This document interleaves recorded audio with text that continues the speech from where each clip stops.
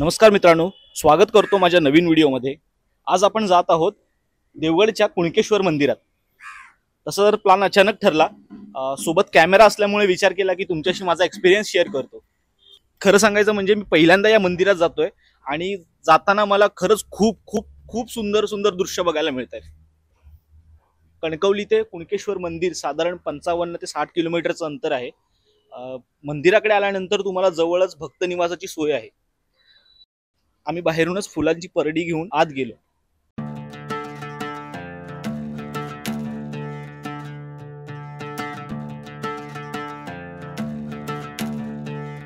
बाहेर चप्पल काढून आतमध्ये एंट्री केली।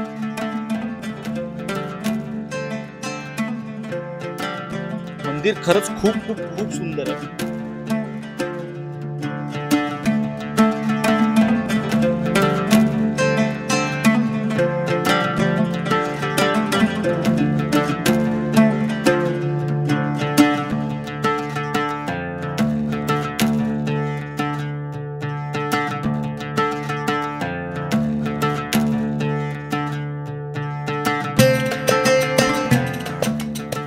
असं म्हणतात एक व्यापारी होता जो आपल्या जहाजाने प्रवास करत होता। वादळामुळे रात्रीच्या वेळेस त्याचं जहाज कुठेतरी हरवलं होतं। त्याला लांबून एक प्रकाशाची ज्योत दिसली आणि त्याच्या दिशेने त्याने त्याचा प्रवास सुरू केला। तो किनाऱ्यावरती येऊन पोहोचला।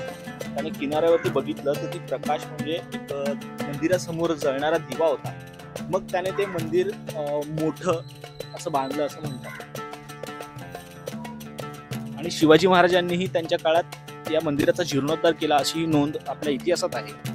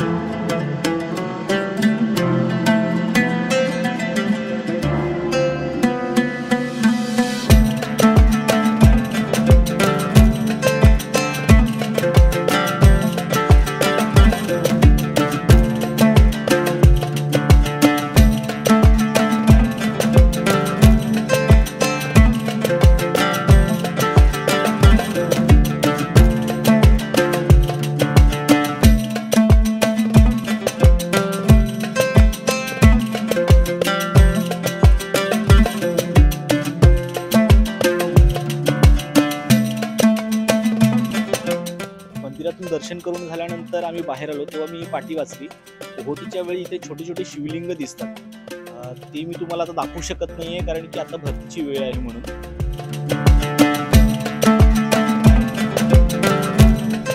माझा व्हिडिओ तुम्हाला कसा वाटला हे कमेंटमध्ये मला नक्की कळवा। जर तुम्हाला व्हिडिओ आवडला असेल तर प्लीज लाईक करा आणि चॅनलला सबस्क्राईब करा। आणि जर तुम्ही कोकणामध्ये फिरायचा प्लॅन करत असाल तर कुणकेश्वर मंदिराला नक्की भेट द्या।